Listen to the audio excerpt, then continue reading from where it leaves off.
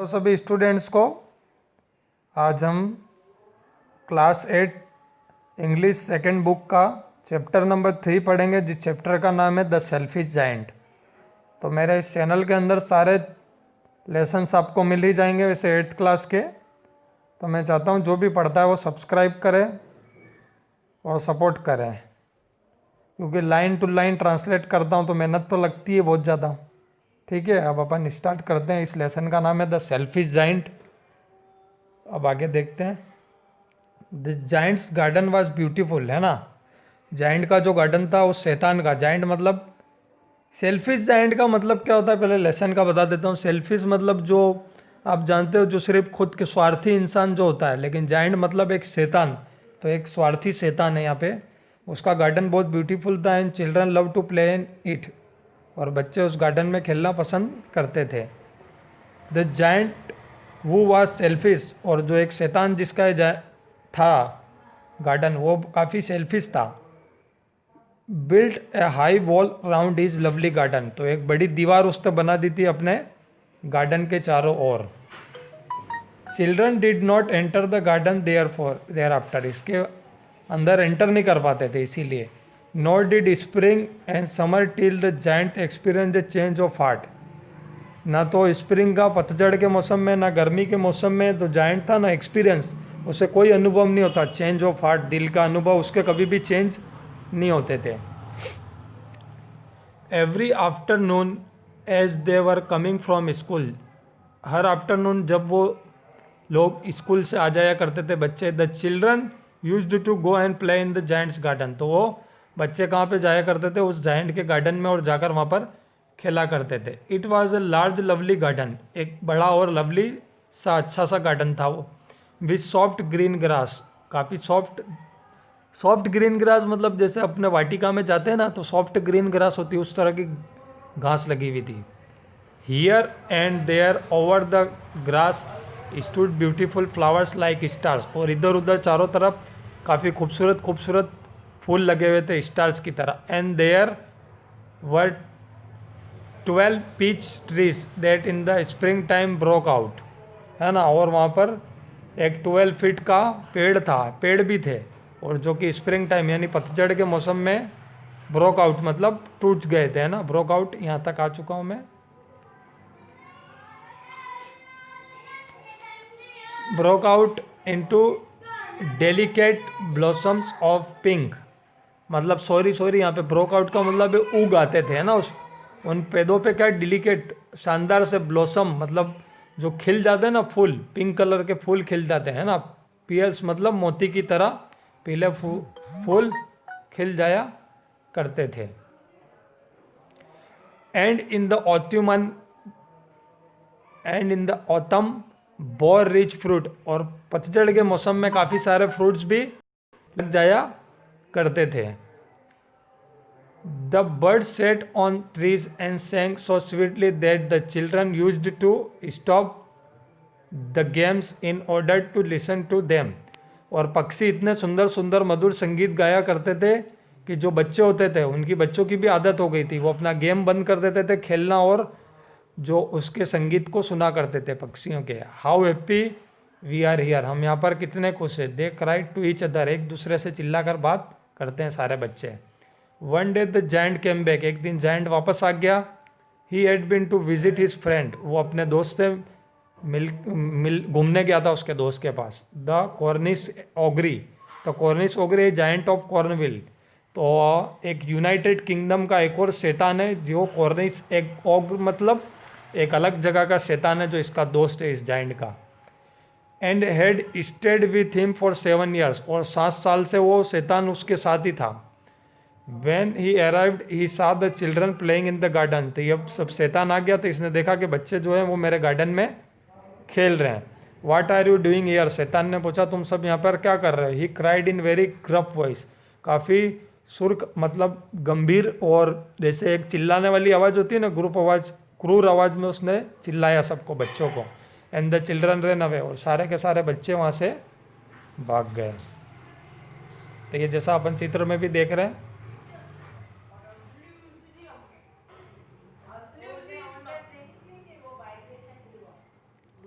My own garden is my own garden, ये मेरा garden है और मेरा गार्डन है ना, शैतान बोला giant. Any one can understand that, ये हर कोई समझ सकता है। And I will allow nobody to play in, है ना, और मैं यहाँ पे किसी को भी खेलने के लिए अलाउ नहीं करता हूँ इन इट, इसके इस मेरे जो भी मेरा बगीचा है, बट माई सेल्फ, लेकिन मैं खुद के लिए। So he built a high wall round it, इसीलिए मैंने, इसने क्या बना रखा था, एक बड़ा सा दीवार बना रखा था। And put a notice board, और नोटिस बोर्ड भी लगा रखा था इस जाइंट ने उस दीवार के ऊपर, मतलब जो भी इसका ये बगीचा वगैरह था ना उसके ऊपर।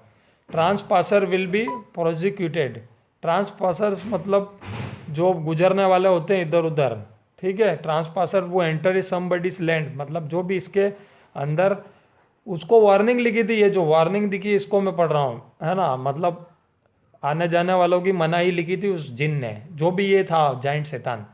ही वॉज वेरी सेल्फिश जाइंट, बहुत ज़्यादा स्वार्थी था वो। The poor children had nowhere to play, nowhere to play मतलब अब बच्चों के लिए खेलने की कोई जगह नहीं बची थी, है ना। They try to play on the road, अब रोड पे खेलने लगे बेचारे बच्चे। But the road was very dusty and full of hard stones, और रोड बहुत ज़्यादा गंदा था और काफ़ी ज़्यादा हार्ड, खतरनाक पत्थर भी थे वहाँ पे, कठिन मतलब चुभने वाले ऐसे। And they did not like it, और बच्चों को ये पसंद भी नहीं आ रहा था। They used to wander round the high walls, और वो अधिकतर क्या करते थे, उनकी आदत हो गई थी, वंडर मतलब उधर, मतलब घुमा करते थे उसके आजू बाजू, मतलब वहाँ पे घूमने के लिए जाया करते थे और राउंड लगाया करते थे हाई वॉल्स के आजू बाजू। When their lessons were over, और जब उनके लेसन्स ख़त्म हो गए। And talk about the beautiful garden, तो ये किसके बारे में, उस ब्यूटीफुल गार्डन के बारे में बात करते थे, इनसाइड अंदर के बारे में। How happy we were there, हम अंदर कितने खुश थे, बच्चे कह रहे हैं आपस में। They said to each other, आपस में बोल रहे हैं ना। देन द स्प्रिंग कैम, फिर पतझड़ का मौसम आ गया, ये spring came. And all over the country there were little blossom and little birds, और पूरे देश के अंदर सब जगह पर क्या आ गया था, लिटिल ब्लॉसम, जो ब्लॉसम्स के फूल नहीं होते सूरजमुखी टाइप, वो आ गए, और छोटे छोटे बर्ड्स भी, लिटिल लिटिल बर्ड्स मतलब पक्षी भी। Only in the garden of the selfish giant, लेकिन वो सिर्फ जो उस सेल्फिश जाइंट जो था एक शैतान, सिर्फ उसके गार्डन में क्या हुआ, इट वॉज स्टिल विंटर, तो वहाँ पे अभी भी ठंड थी। The birds did not care to sing in it as there were no, और जो पक्षी जो थे डिड नॉट केयर, उन्होंने भी कोई परवाह नहीं करी वहाँ पर कोई गाना वाना गाने के लिए। देयर वर नो चिल्ड्रन, क्योंकि वहाँ पर कोई बच्चा ही नहीं था अंदर, इसीलिए ना। आगे आते हैं। And trees forget to blossom, और जो पेड़ों पे फूल खिलते थे उन्होंने भी बंद कर दिया, फूल भी नहीं खिलने लगे। Once a beautiful flower put its head out of the grass, एक बार एक बहुत ही ब्यूटीफुल फ्लावर था जिसने घास से ऊपर अपना सर निकाला, मतलब एक फूल उगा वहाँ पे, है ना। But when it saw the notice board it was so sorry for the children that it slipped back into the garden, लेकिन जब उसने उस, मतलब उस फ्लावर ने जब वो नोटिस बोर्ड पढ़ा तो वो वापस ज़मीन के अंदर चला गया ना, ग्राउंड में again. And went off to sleep, और वापस सोने के लिए चला गया। The only people who were pleased were the snow and the forest, और यहाँ पर सिर्फ जो लोग जो खुश थे, मतलब लोगों की संध्या किसको दी है, एक बर्फ़ और फॉरेस्ट, मतलब जो धुंध होती है, जो बर्फ़ की जो आती है जम जाती है उनको, है ना। Spring has forgotten this garden, इस गार्डन में स्प्रिंग तो आती ही नहीं अब, यहाँ पे जैसे सब कुछ स्प्रिंग ख़त्म भूल ही चुकी है इस गार्डन में। दे क्राइड, ये चिल्लाते हैं। So we will live here all the year around, तो हमें यहाँ पर साल भर शायद रहना पड़ेगा। The snow covered up the grass with her giant white cloak, और जो ये बर्फ़ है इसने उसको कवर कर रखा है ना, किसको, ग्रास, घास के मैदान को, है ना। ग्रेट वाइट क्लॉक मतलब उसकी सफ़ेद परत से। And the Frost painted all the tree silver, और सारे के सारे पेड़ कैसे हो गए, मतलब जो बर्फ़ की परत चढ़ गई है किस पे, सारे पेड़ों पे, वो सिल्वर हो गए, सफ़ेद बिल्कुल। Then they invited the north wind to stay with them, और फिर ये इनवाइट करते हैं, किसको निमंत्रण देते हैं, नॉर्थ विंड, जो नॉर्थ की तरफ से चलने वाली ठंडी हवाएं है ना, उनके साथ रहती है मतलब। एंड ही केम, और वह आता है, ही wrapped इन फ्यूज, है ना, wrapped मतलब लपेटना, इन फूड्स मतलब जो भी पंखुड़ियाँ होती है उसमें, है ना, ये जो हवाएं। And he row or all day about the garden, और पूरा दिन भर गार्डन में इधर उधर, रोड मतलब घूमती रहती है, नहीं चीखती है ना, दहाड़ती रहती है, मतलब हवाएं चलती रहती है। And blue the chimney pots down, और जो ब्लू मतलब बुझा देती है ना, जल जल के, हवाएं चल चल के चिमनी पॉट्स को बुझा देती है। This is a delightful spot, he said, तो वो कहता है डिलाइटफुल, ज़्यादा प्रसन्नदायी तो इस टाइप से नहीं है।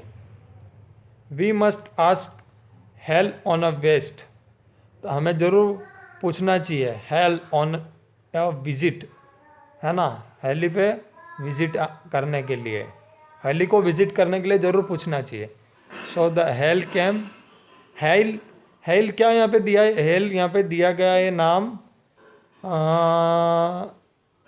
जो मतलब सीजन बदलता है उसको नाम दिया गया है, ठीक है, यहाँ पे हेल, जो ऑटमन का सीजन होता है उसको, उस सीजन को। Every day for there 3 hours he rattled on the roof of the castle till broke most of the steps.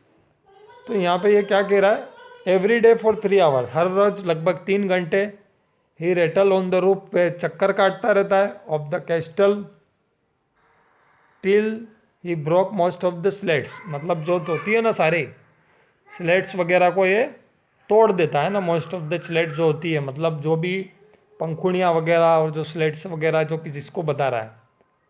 And then he ran round and round the garden as fast as he could go, और फिर वो दौड़ता है round and round the garden में, and as fast as he could go, जितना वो fast दौड़ सकता है उतना। He was dress in grey colour के कपड़े पहने होते हैं। And his breath was like ice, और उसकी जो सांस होती है कैसी होती है, ब्रीथ मतलब सांसें लाइक आइस की तरह होती है। तो हम अगले भाग में इसका अगला भाग देखेंगे, है ना, अगले पार्ट में इसका अगला भाग देखेंगे।